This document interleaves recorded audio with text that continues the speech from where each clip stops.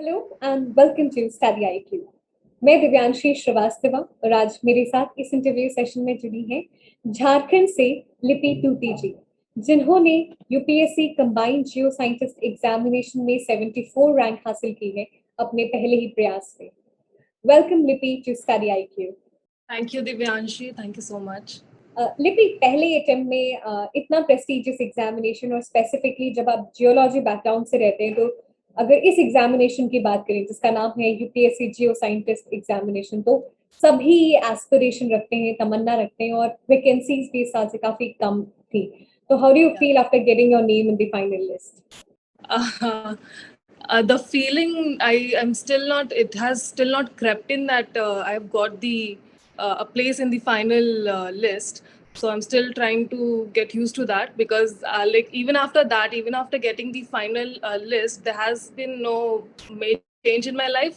So I'm still trying to get used to the fact that I have a job now. Like that is a big deal because of the current situation of the pandemic. That really means a lot, to even have a job and to be able to crack an exam so prestigious, so difficult, and that's I think I'm sort of proud of my own self. So yeah. लिपि, definitely आपको खुद पर भी गर्व होना चाहिए, और क्योंकि पहले ही प्रयास में आपका कॉलेज 2020 में ही खत्म हुआ, post graduation, and soon after you appeared for this examination और फ्लाइंग कलर्स के साथ आपने क्लियर किया, तो डेफिनेटली प्राउड होना बनता है। लिपि, मैं ये जानना चाहूंगी कि क्या ऐसे आपके तैयारी में क्रिटिकल पॉइंट्स रहे हैं? आपने ये तैयारी कब शुरुआत की कि पहले प्रयास में इस अटेम्प्ट में आपने इस एग्जामिनेशन को क्लियर किया? So मैंने जब इसका रजिस्ट्रेशन किया इस एग्जाम के लिए, तब दैट वाज इन 2019। तो मैं तभी मास्टर्स फर्स्ट ईयर में थी। तो मैंने रजिस्टर इसलिए किया था क्योंकि जब मैं सीरियसली एग्जाम को देती तब के लिए मुझे एक एक्सपीरियंस चाहिए था। So that was the reason why I actually sat for the exam, because ongoing studies के साथ कुछ ऐसा clear करना मुझे नहीं पता था कि मेरे लिए पॉसिबल है। So I would not discourage other people कि डेफिनेटली आप सबको सीरियसली एग्जाम देना चाहिए, पर मुझे नहीं लगा था कि मेरे लिए सीरियसली मैं दे पाऊंगी। वो सॉर्ट ऑफ नहीं था मेरे अंदर तभी। तो मैं प्रिलिमिनरी एग्जाम्स जब क्लियर हो गया, उसके बाद the lockdown and everything started. So I had immense amount of time to prepare for the exam. तो वो पूरा जो टाइम था उसको मैंने यूटिलाइज किया और फिर मेंस के लिए अच्छे से फिर पढ़ाई की। एंड द थिंग इज कि इवन मास्टर्स में one important thing for every student is कि आप लोग जब पढ़ रहे हो तो सिर्फ जो स्टडी मटेरियल्स है या जो आप क्लास में जो नोट्स लेते हो वो सिर्फ इम्पॉर्टेंट नहीं है, क्योंकि even to clear your college exams it is important कि आप बुक्स को कंसल्ट करो। तो मेरे लिए सबसे ज़्यादा I think it was easier for me to crack this, because मैं कॉलेज में ही नोट्स के साथ साथ अपना खुद का नोट्स बनाती थी और उसके लिए बुक्स कंसल्ट करती थी। तो मेरे पास मेरा स्टडी मटेरियल ऑलरेडी रेडी था, मुझे स्टडी मटेरियल बनाने में ज़्यादा टाइम नहीं लगा। तो इसीलिए I think it was easier for me to crack this exam in the first attempt, because मेरा स्टडी मटेरियल रेडी था और मेरे पास पढ़ने के लिए टाइम था। सो आई थिंक वो बहुत इंपॉर्टेंट है कि आप जब पढ़ रहे हो तब से ही ये शुरू कर दो कि एट सम पॉइंट मुझे सीरियसली करना है, तो मैं तब के लिए वेट नहीं करूंगी। I have to start from now. And this is also very valid point कि अगर आपको इस एग्जामिनेशन को करना ही है तो जितने जल्दी आप शुरुआत करें उतना ही बेहतर है आपकी और आपके भविष्य के लिए।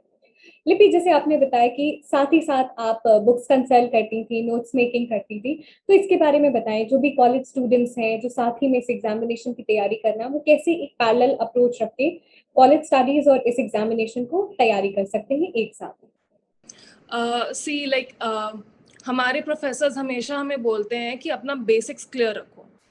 To know more that is not important, to know your the basic of what you're studying, that is more important than knowing a lot of things. So हमारे प्रोफेसर्स हमेशा ये बोलते थे, एंड उनका हमें पढ़ाने का अप्रोच भी ये था कि पहले हमारा बेसिक्स किया जाए, उसको स्ट्रॉन्ग किया जाए। So that was there. I think our professors had a very important role to play in that. And उसके बाद तो ये प्रीलिम्स में बहुत मायने रखता है कि आपको, मैंने तो प्रीलिम्स लाइक फर्स्ट टाइम ही कंडक्ट हुआ था और उसी में मैंने दिया। तो प्रीलिम्स में आई सॉ कि बेसिक क्वेश्चंस बहुत पूछते हैं, तो आपका बेसिक्स बहुत क्लियर होना चाहिए, and that comes from attending classes. I would say कि क्लासेस अटेंड किया जाए, ये बहुत बहुत हेल्पफुल होता है। तो उसके लिए तो पहले क्लासेस अच्छे से अटेंड करने चाहिए, और उसके बाद आपको पता चल जाता है कि कौन सा टॉपिक एक्चुअली इम्पोर्टेंट है, you know, like again see now I would say कि मैं बहुत ज़्यादा नहीं पढ़ती हूँ, क्योंकि मेरे लिए बहुत इन्फॉर्मेशन याद रखना थोड़ा डिफिकल्ट है। सो आई ऑलवेज ट्राई कि जो इम्पोर्टेंट हो आप पहले उस पर फोकस करो। बाकी के लिए टाइम है, लेकिन जो इम्पोर्टेंट है आप पहले उस पर फोकस करो। So for that basics are important. Now you know कि कौन सा टॉपिक आपके लिए इम्पोर्टेंट है, आप उस पर जाओ और उस पर डिटेल स्टडीज करो। So every sub-discipline of geology, like there are very important books, like for petrology there's John Winter. So yeah, so like there are I think every college or university, they follow a particular book that is really important for your sub-discipline. So I think every geology student already knows that, and there are some really good books to follow. So I have just given the most basic example of it. So yeah, so like for petrology winter follow किया जाता है, तो ऐसे बहुत सारे books हैं। आपके professors वो आपको क्लास के बिगनिंग में ही बता देते हैं, and like because like I have friends from other universities and colleges, तो हम लोगों को एक जैसे ही पढ़ाया जाता है और बहुत अच्छे से पढ़ाया जाता है। So as long as you doing your classes and you're following the instructions that your professors are telling you, and you're reading books and is like serious about your studies, everything is going to go well. Fair enough. अगर आप college के साथ इस examination की तैयारी करें तो आपके पास ऑलरेडी एक एज पॉइंट है। और जिस तरीके से जो सबसे इम्पोर्टेंट चीज़ है कॉन्सेप्ट बिल्डिंग, और अपनी क्लासेस जरूर करें, that really helps you in your concept building and knowing about how the examination is and what are the books and notes. लिपि जी, हम आगे चलते हैं और सीधे मैं बात करती हूँ मेंस की। मेंस के जो अलग अलग पेपर्स रहते हैं, आपने ऑलरेडी नोट्स बना रखे थे, कॉन्सेप्ट किया था। How actually this helps you in your mains different papers?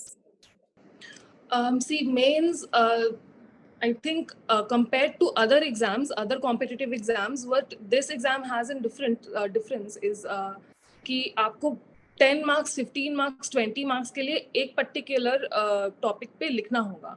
Now other exams are like, even the prelims are like हमें 4 options दे दिए गए हैं, उनमें से choose करो. That is different. That is knowing facts.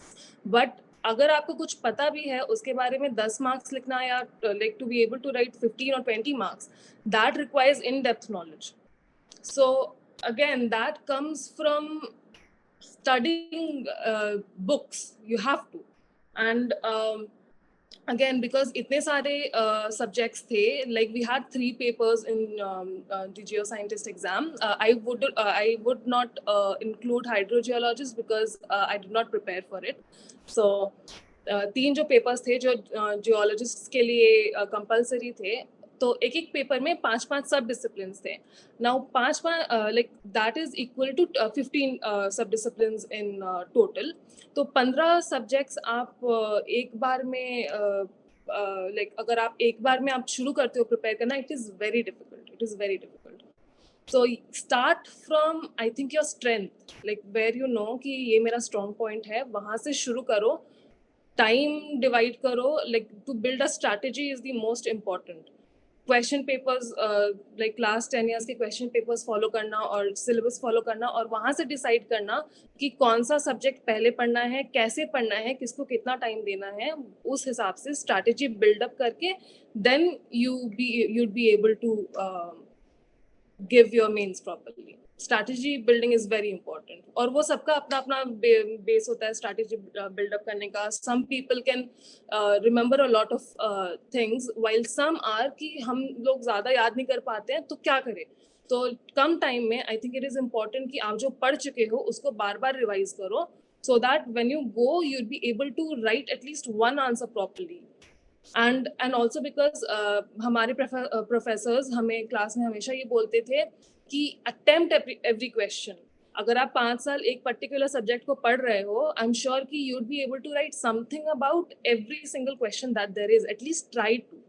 सो ये बहुत इंपॉर्टेंट है कि आप एवरी क्वेश्चन को अटेम्प्ट करना का कोशिश करो. That is important. सभी क्वेश्चंस को अटेम्प्ट करना है, और ये एक बहुत ही इम्पोर्टेंट है, क्योंकि अगर आप मैं ये फिर से रिपीट करी, सिलेबस से अच्छे से वेल वर्स्ड होना और सभी क्वेश्चंस को अटेम्प्ट करना, ये बहुत इम्पोर्टेंट है। लिपि, आपने भी थोड़ी देर पहले ये बात कही थी कि आप बहुत सारी नॉलेज अपने अंदर ग्रास्प नहीं कर सकती थी, इसीलिए आप लिमिटेड रिसोर्सेज पढ़ती थी, और जो पढ़ती थी उसी को मल्टीपल टाइम्स रिविजन रिविजन की एक क्या स्ट्रैटेजी होनी चाहिए, और जो स्टूडेंट्स हैं उनको कैसे समझना है कि इतने रिसोर्सेज मेरे लिए इनफ है, बस मुझे जो चाहिए वो revision, multiple revision. Okay, so what I did was कि मैंने जो प्रीवियस इयर्स के रिजल्ट्स है और ये सब देखा, so like every so you need to know कि कितना अटेम्प्ट करना बहुत इंपॉर्टेंट है ना। Divyanshi, I would be very honest here कि मैं जब अपने सीनियर्स से बात करती थी कि तो मुझे like I had this like मुझे शर्म आती थी पूछने में कि मिनिमम मार्क्स क्या है अटेम्प्ट करने के लिए। Like you do not ask that someone, right? When you are like enthusiastic about something, you do not ask that someone.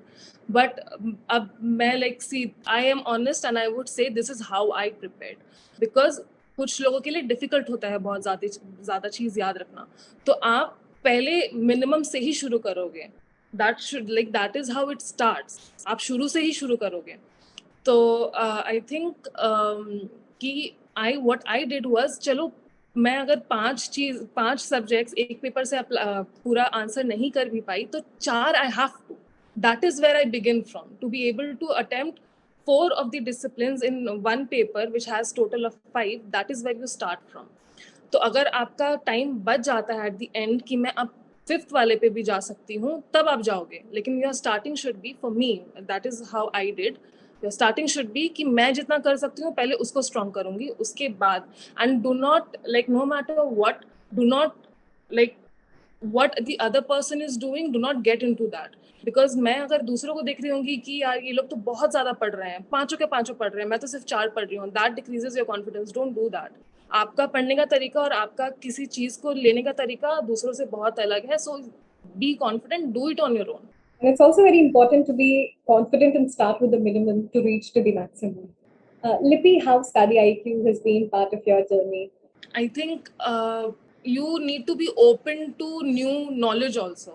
You know, just आपको जितना पता है वो important नहीं है. Again, I know कि मैं ये बोलते आई हूँ इतने देर तक कि मुझे ज़्यादा मैं information नहीं रख पाती हूँ, तो इसका मतलब ये नहीं कि आप stop there. No, you always try to know more.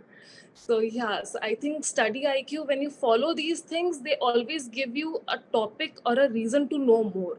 So at some part of your brain, you know something and you'd be able to like you utilize that at some point of your life. So I think these forums, they give you an opportunity of that, and that study IQ has done for me. Thank you so much, Lippy, for joining us in this interview session. And the entire team is very happy with your success, and we wish you all the very best. Thank you. Thank you so much.